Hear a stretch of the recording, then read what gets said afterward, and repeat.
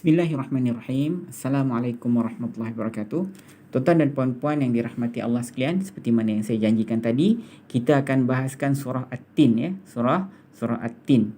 Surah At-Tin ni berada di muka surat yang ke-597. 597 yang atas ya. Baik, kita tengok rangkap yang pertama ataupun ayat yang pertama, Wat-tini wa zaitun, nanti saya besarkan. Wat-tini wa zaitun ni. Okey, ni tak payah terjemah lah, tuan-tuan semua tahu dan demi buah tin dan buah zaitun ni. Jadi kita jumpa dua haraf kat sini tuan-tuan ni. Haraf yang pertama wa yang ni, haraf yang kedua wa yang ni. So adakah ni dua-dua haraf sumpah Haraf yang pertama ni wa. Dalam peringkat yang kedua dia ialah waw, apa ni kita panggil waw, haraf gelarannya ialah haraf sumpah. Jadi kalau haraf sumpah, terjemahan yang paling sesuai apa? Demi lah. So kalau demi, dia ni kalau dalam ilmu nahu dia bekerja tak? Okey, jawapannya tuan-tuan, haraf sumpah ni dia gelaran dia sebenarnya dalam peringkat yang kedua ialah haraf sumpah lah, tapi peringkat yang ketiga barulah gelaran dia ialah haraf jar. Haraf jar. Sebenarnya haraf sumpah wa ni dia sebenarnya ialah haraf jar. Jadi sebab tu kalau tuan tengok wat-tin ni baris dia baris bawah. Jadi kalau ditanya kenapa tin ni baris bawah, sebab ada haraf jar sebelum dia. Haraf jar, adakah ni waw dan? Bukan. Yang haraf sumpah yang haraf jar ialah waw sumpah. Waw sumpah ni dia ialah haraf jar. Tapi kalau waw ataf bukan tuan-tuan waw ataf bukan. Okey, waw yang kedua yang kita jumpa wa zaitun. Sebenarnya ini ialah haraf ataf, penyambung cerita tuan-tuan Tapi dalam masa yang sama dia ni bila dia menyambung cerita, dia menyamakan baris sebelum dan selepas yang sama kategori Tapi special waw ni, selain daripada dia merupakan ataf, di sini juga dia merupakan haraf sumpah yang kedua. Jadi kalau tuan-tuan nak kata, Ustaz, ini haraf apa? Jawapannya ialah ini ialah haraf ataf. Tapi dalam masa yang sama dia juga menjadi haraf sumpah. Kerja haraf ataf apa? Kerja haraf ataf menyamakan baris kalimat sebelum dan selepas yang sama kategori. Kan dua-dua ni kategori, dua-dua ni bila sama kategori, maknanya ni Allah bersumpah kan? Ni kategori yang sama. Allah bersumpah juga dengan buah zaitun. So waw ni yang pertama dia ialah haraf ataf. Kena jawab ataf dulu Kemudian baru kita kata dia ada kualiti sumpah juga.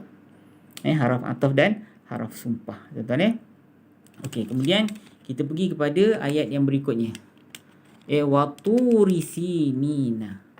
Waturi sinina. Cuba tuan tengok waturi sinina.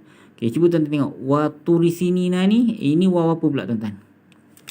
Ini juga sama macam waw yang kedua tadi. Dia merupakan waw apa tuan-tuan? Dia merupakan waw ataf juga, tapi dalam masa yang sama dia ni merupakan sumpah juga. Ada tiga benda yang disumpahkan oleh Allah dekat dalam ayat ni.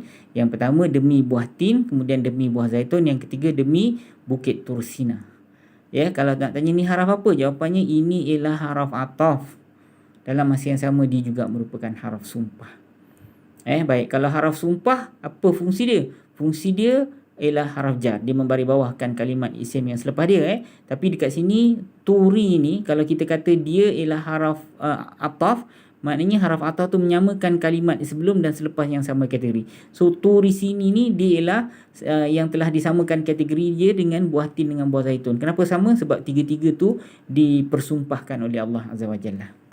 Okey tuan-tuan So ini ialah haraf ataf, dalam masa yang sama dia juga merupakan haraf sumpah Okey, kemudian tengok ayat berikutnya, wa hadzal baladil amin. Wa hadzal baladil amin Okey, kalau wa hadzal baladil amin, cuba tuan tengok ada wa kat situ. Dia ada wa kat situ. Wa ni wa apa tuan-tuan? Okey, ini ialah waw ataf juga. Waw ataf. Jadi apa kerja haraf ataf tuan-tuan? Haraf ataf menyamakan baris kalimat sebelum dan selepas yang sama kategori. Itu peringkat ketiga.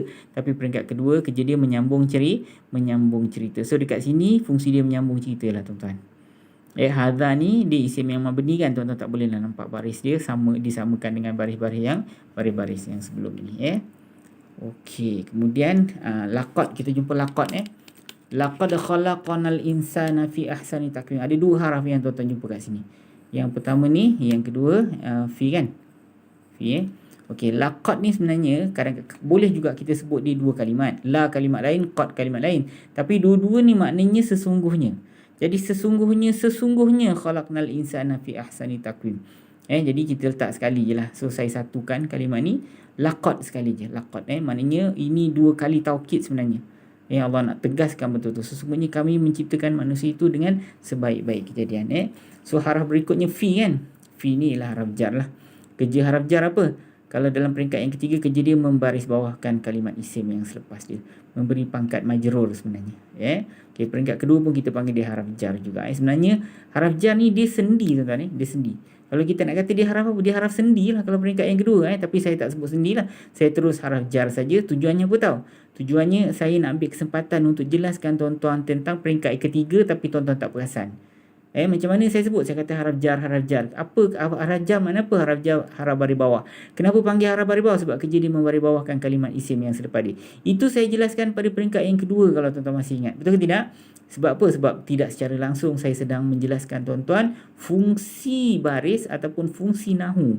Itu semua pelajaran peringkat ketiga, tapi saya saya mukaddimahkan di peringkat yang kedua tanpa pelajar-pelajar sedari sebenarnya. Sebenarnya fi ni ialah haraf sendi. Macam tu je. Haraf tu sendiri pun maknanya dia sendi kan. Jadi saya pun tak payahlah nak ulang perkataan sendi tu 2 kali. Saya bagi dia haraf jar saja. Okey, summa radadnahu asfala safilin. Summa ini ialah kalimat haraf yang kita jumpa dekat dalam ayat yang kelima ni. So summa ialah kalimat haraf. Dia haraf apa tuan-tuan? Kerjanya ialah menyambung cerita kalau peringkat yang kedua. Peringkat yang ketiga, summa ni apa? Menyamakan baris kalimat sebelum dan selepas. Ataf kan? Dia ialah haraf ataf. Haraf ataf kerja dia menyamakan baris kalimat sebelum dan selepas yang sama kategori. So kalau dekat sini summa ni berfungsi tak? Untuk peringkat yang ketiga jawapannya tak. So peringkat kedua je lah kita bahas. Kerja dia menyambung cerita lah. So cerita yang selepas ni disambung dengan selepas ni. So dia ialah connector. Dia ialah sambungan. Radadnahu, hu ni ialah kalimat isim. So kita cari haraf saja ini tuan-tuan. Okey. Illal ladzi, sebentar ya. Okey. Ni kita sampai sini dulu. Kan kita sambung kita pecahkan rangkap dia dulu bagi kita boleh bahas rangkap-serangkap. Okey. Illal ladzina amanu wa amilus solihat. Ada 2 haraf kita jumpa kat sini. Yang pertama ialah illa, yang kedua ialah wa. Okey, illa dulu.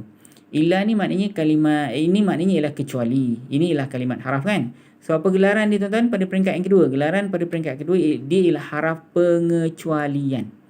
Dia ialah haraf pengecualian. Okey, peringkat ketiga dia ada kerja tak dalam ilmu nahwu? Ada. Illa ni sebenarnya dia menasabkan mustasna dia. Dia menasabkan mustasna dia. So illa ni haraf pengecualian. Kerja dia apa? Memberi baris atas kepada apa yang dikecualikan tu. Tapi ni ialah isim mabni kan. Ni ialah isim yang ada gelaran dan fungsi dia mabni. So illa ni dia tidak perlulah bekerja pada peringkat yang ketiga. Peringkat kedua saja. Peringkat kedua apa? Dia mengecualikanlah kalimat selepas ni. Semua orang rugi kan. Mana ayat sebelum ni? Summa radadnahu fi asfala safilin. Sorry, bukan rugi. Kemudian kami telah mengembalikannya serendah-rendah tempat ataupun serendah-rendah tempat orang-orang yang terendah. Maknanya Allah Ta'ala tu kata sebelum ni dia menciptakan manusia sebaik-baik kejadian kan. Kemudian manusia tu dikembalikan kami telah mengembalikannya ke serendah-rendah tempat. Tu siapa yang manusia itulah Allah kembalikan semua mereka tu kepada serendah-rendah tempat. Sedangkan sebelum tu Allah Ta'ala menciptakan mereka sebaik-baik kejadian kan. Kecuali siapa yang tidak direndahkan oleh Allah? Alladzina amanu wa amilus solihat. So ini ialah haraf istisna. Dia menasabkan mustasna dia yang dikecualikan tu. So haraf pengecualian ni tuan-tuan Wa ni ialah haraf ataf lah. Haraf ataf menyambung cerita. Macam mana perbahasan kita sebelum ni lah tentang haraf ataf. Fa ni pun haraf ataf juga. So perbahasannya sama macam sebelum ni. Dia menyambung cerita tapi peringkat yang ketiga dia menyamakan baris kalimat sebelum dan selepas yang sama kategori. Kat sini dia tak bertugas lah peringkat yang ketiga. Tugas dia peringkat yang kedua je menyambung cerita. La ni haraf jar. Kerja haraf jar apa? Memajrurkan kalimat isim yang selepas dia. Kat sini la ni pun peringkat ketiga dia tak bekerja. Sebab hum ni ialah isim yang mabni. Okey, kemudian baris terakhir fama yukadzibuka ba'du biddin. Maknanya maka apa yang dia mendustakanmu sesudah ataupun terhadap hari pembalasan ni bidin. Bi itu dengan ataupun terhadap hari pembalasan. Kita tuan-tuan boleh tengok makna dia, tapi kita fokus pada haraf-haraf yang kita jumpa dekat dalam ni. So kat sini haraf dia ada dua, fa dan bi. Ya. So fa ialah haraf ataf, sambung cerita. Kalau peringkat ketiga pun dia tak bekerja kat sini. Bi ialah haraf jar. Haraf jar, haraf penyambung cerita. Kat sini biddi ni nampak ni, dia bekerja kat sini. Biddi ni. Okey, yang terakhir. Ayat yang terakhir kita ada dua haraf kat sini. Yang pertama a, yang kedua b. Betul ke tidak? Yang pertama a, yang kedua b. So tuan-tuan, a ni tolong bagi tahu dengan saya dia haraf apa? Cuba jawab, dia haraf apa? Adakah dia ialah haraf tanya ataupun istifham. Ingat tak? Istifham ataupun haraf tanya. So sebenarnya kalimat pertanyaan semua isim kecuali dua saja, a dengan hal yang merupakan haraf tanya. So inilah salah satu daripada dua tersebut. Okey, kemudian b maknanya dengan kan, atau kat sini sebagai sebagai paling bijaksana. Ni B ni maknanya ialah dengan, biasanya kita terjemah dengan kan. So inilah haraf apa tuan-tuan? Ialah haraf jar. So kami ni kan beri bawah kan, disebabkan oleh B ni. Okey tuan-tuan. Okey, soalan saya tuan-tuan, cuba tuan-tuan jawab dengan saya apa yang perlu dilakukan. Macam mana tuan-tuan nak buat latihan kalau kalimat itu ialah kalimat haraf. Apa langkah pertama, apa langkah kedua dan seterusnya tuan-tuan. Mudah saja hari ini haraf.